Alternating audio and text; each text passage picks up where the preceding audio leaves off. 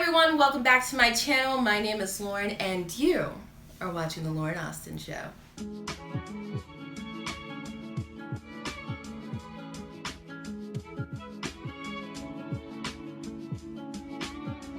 So I'm sure some of you have had really bad experiences with your credit card, and that could be due to the fact that there is just a lot of things that people don't know about credit cards.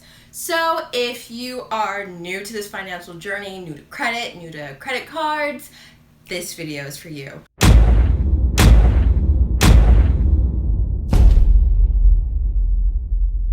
So the first thing you should never do with your credit card is skip payments. Skipping credit card payments is the #1 way to destroy your credit. Your payment history makes up about 35% of your credit score, so missing payments can drastically impact your credit. So definitely pay your credit card bill on time and in full each month, or at least pay the minimum payment. Do not skip credit card payments. The second thing you should never do with your credit card is max out your credit.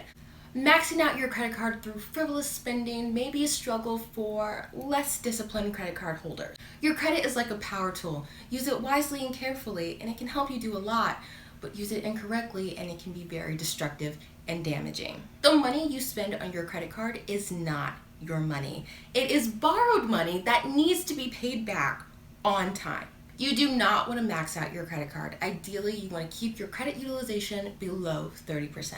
The third thing you should not use your credit card for is bills, or anything that will charge you a fee to use your credit card. That could be your rent, your utility bill, or income taxes. Even if you are receiving rewards on your credit card, you're basically canceling it out by the fees you incur by using your credit card. In the long run, you'll be spending more money. So it's best to just simply write a check to pay your bills. With that being said, you should also avoid using your credit card to pay your mortgage. If you have a mortgage, you're most likely paying interest on it.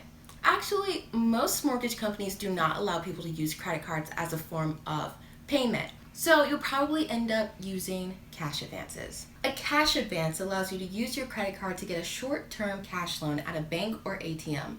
Unlike a cash withdrawal, a cash advance has to be paid back.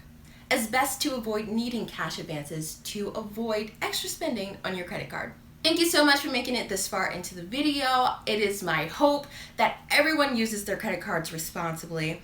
For more financial content, subscribe to the channel. I post every week. And comment down below some of your credit card mishaps. You might save someone from making the same mistake as you. All right, that's it for me. I'll see you in the next video. Bye.